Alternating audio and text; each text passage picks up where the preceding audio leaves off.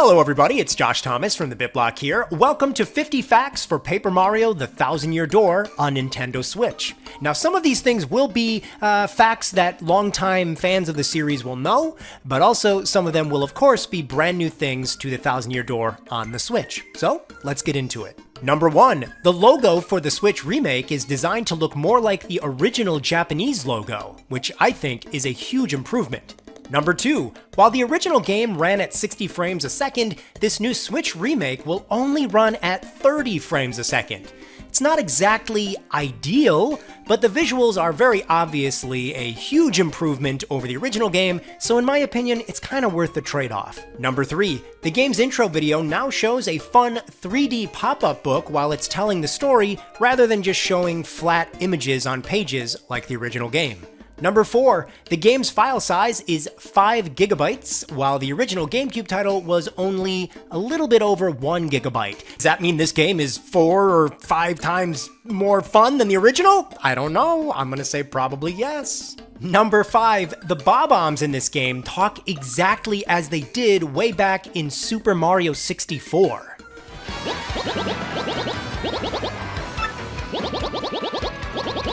I gotta be honest, I kind of really love that. Number 6. Trash blows in the wind while you're exploring Rogueport. They also added in several puddles of water too, and even some cockroaches now wander around the place. It's a little disgusting, but weirdly charming. There's a lot of additional new details here to help further illustrate the magical beauty of this run-down dump of a town. Number 7, this new Switch remake has totally remixed music, so if you've played the original game, it's going to be really fun to hear the new versions of these iconic tracks of music.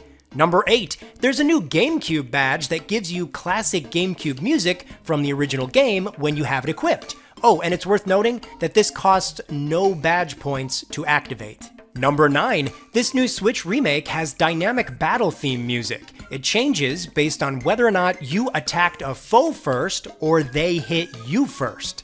It's a very nice little detail. Number 10, a new user-friendly partner ring has been introduced. By holding down the L button, you'll pull up the ring, and you can more quickly swap between partners on the playfield. Number 11, in this opening sequence, the Switch update to the game has Mario and Goombella turn around and witness the public mafia beating behind them, whereas in the original game, they were just totally oblivious to this. I don't know why, but I found this extremely entertaining for some reason. Maybe I'm a psychopath. Number 12, the Switch game is compatible with these controllers. You can use both of the Joy-Cons at once, a Pro controller, and of course the Joy-Con grip. You won't be able to play with a single Joy-Con on its side, but I can't imagine why you would want to do that anyways. Number 13, quick travel pipes are a new addition to the game. According to the official American website, these will allow you to get around the massive world more quickly. Number 14, Boggly Woods is more beautiful than ever, and in this updated version, the leafy pattern on the ground has a holographic multicolored design to it, so when the camera follows you around, the colors kind of shift in a sort of almost kaleidoscope way. It's very nice. I think this effect is neat. Number 15, during battles, the crowd will fill up with Toads, Goombas, Koopa Troopas, Shy Guys, Piranha Plants, Dry Bones, and more. And maybe even Luigi himself will watch you battle. Number 16, this little boy Toad that talks about how he's been playing Fire Emblem on his Game Boy Advance is still in the Switch version of the game. I'm really happy to see that they didn't update this dialogue to include, more modern references.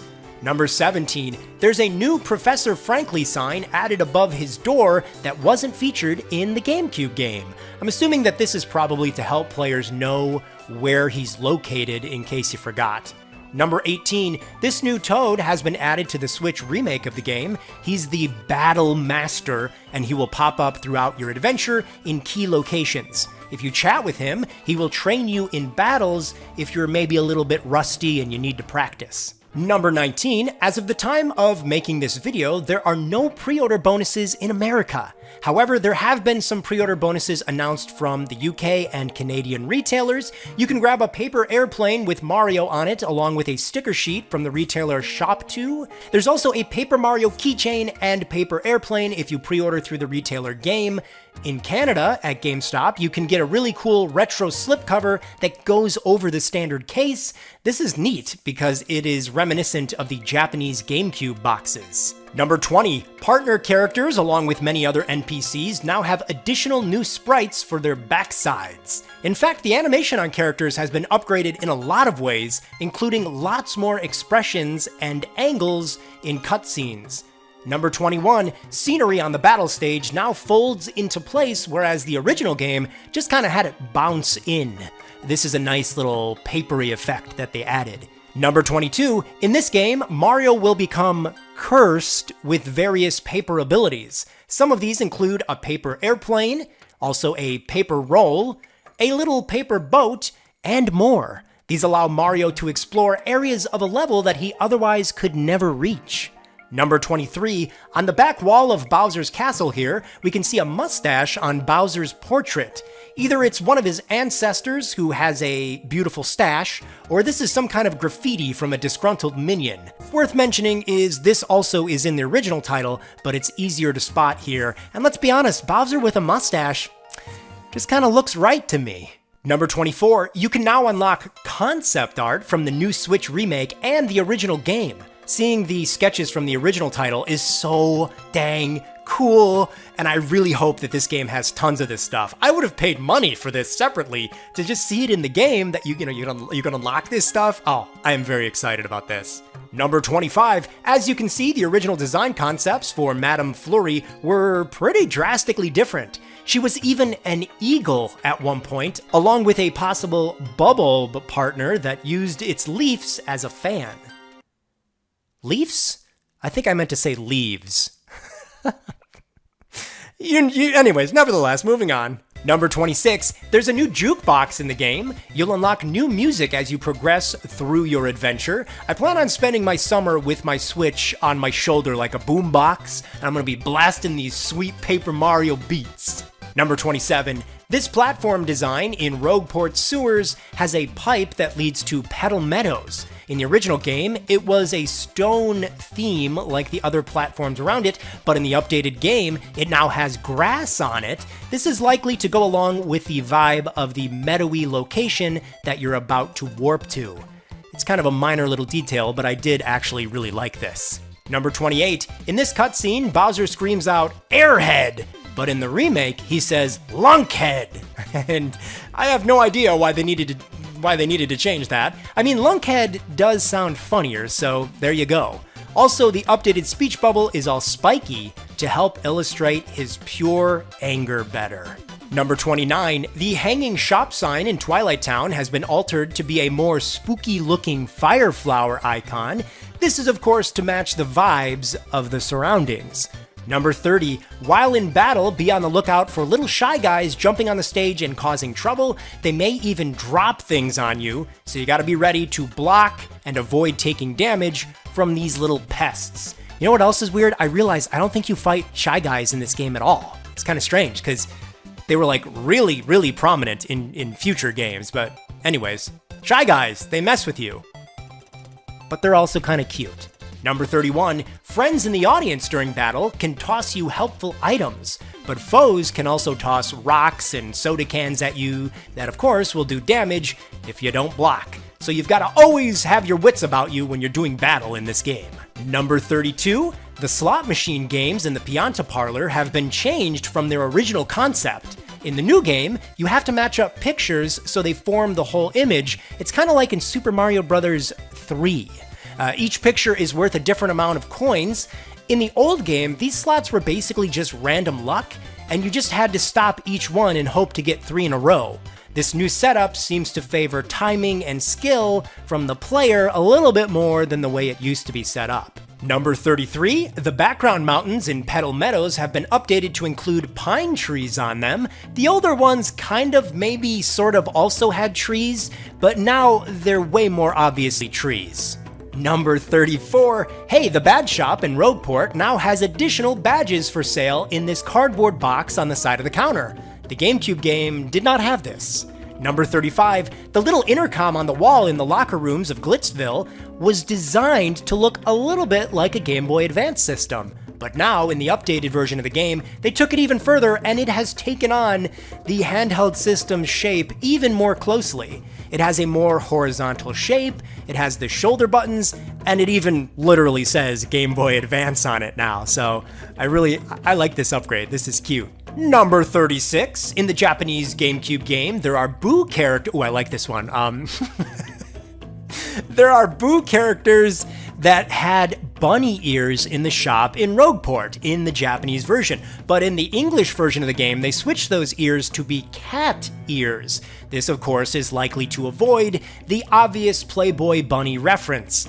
Interestingly, the Japanese remake now has the American cat ears on the Boo girls, so now even Japan has unfortunately been censored. Number 37, the entire lighting engine has been redone in this remake, of course, but some levels benefit from this even more than others, one of which is Twilight Town. The modern engine really adds to the dark, spooky ambience of this area. Oh, and another one I wanted to point out is the Far Outpost, which has this really nice kind of bluish tint to the lighting that simulates a nice, cloudy, snowy day. These really pop, and I love how much more atmosphere is added to the remake through the lighting alone. Number 38, another audio tidbit that's really cool, is all of the same type of characters will not share the same exact voice. You see, what I mean by this is every Goomba doesn't just have one standard Goomba voice. You can have a Goomba, a Paragoomba, and a Spiked Goomba have slightly altered versions of the Goomba voice. You know what? Here you go. Just have a listen.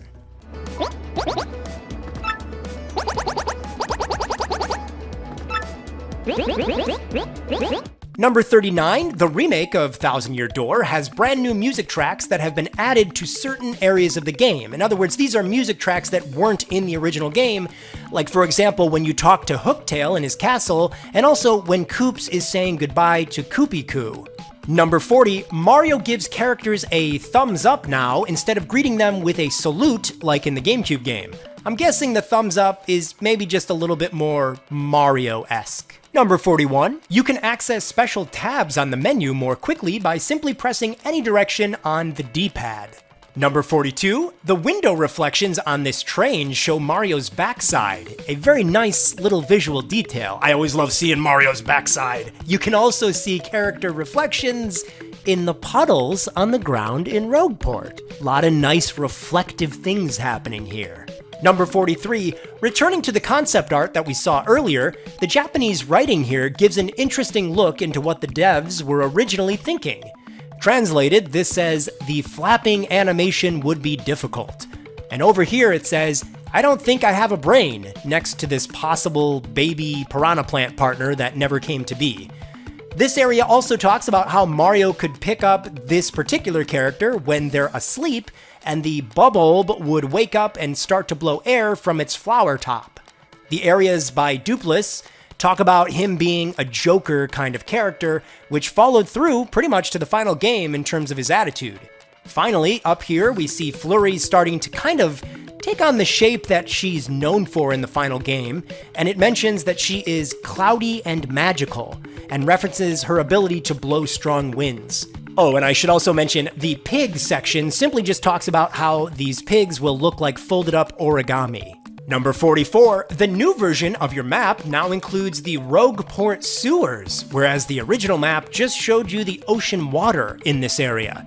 Number 45, this wanted poster for a Cowboy Koopa Troopa is now much more visible in the upgraded Switch game. I kinda wonder what this fella did. Number 46, the Thousand Year Door has a bunch of extra fun side missions that you can take on by visiting the Trouble Center in Rogueport. These usually involve helping out the NPCs from across all of the lands, and you'll be rewarded for doing so. Number 47, the Pit of 100 Trials is a challenging gauntlet where you'll continue warping down level by level and taking on enemies that get more and more challenging and plentiful. If you can reach the final 100th floor, you will have mastered the pit. A goal that even I, as a veteran of this game, have yet to accomplish myself. But I feel like I'm gonna do it in the Switch version of this game. Number 48, you can play minigames at the Pianta Parlor. They're all themed after the various paper abilities that Mario earns in the game. To gain access to them, you'll need to find and collect special parlor cards. Number 49, by using collectible shine sprites, you'll be able to use them to upgrade your partners and gain them new abilities to use in battle. They're a very important collectible to keep an eye out for, and of course, anything related to Super Mario Sunshine is automatically fantastic. And finally, number 50, Paper Mario: The Thousand Year Door will launch on Nintendo Switch May 23rd, 2024, 20 years after the original GameCube game. Whew, boy howdy, that was a lot of Paper Mario facts. Hopefully you guys have enjoyed this 1000 Year Door video. I am so unbelievably excited for this game, so keep it locked to the BitBlock for a lot more coverage on Paper Mario: The 1000 Year Door.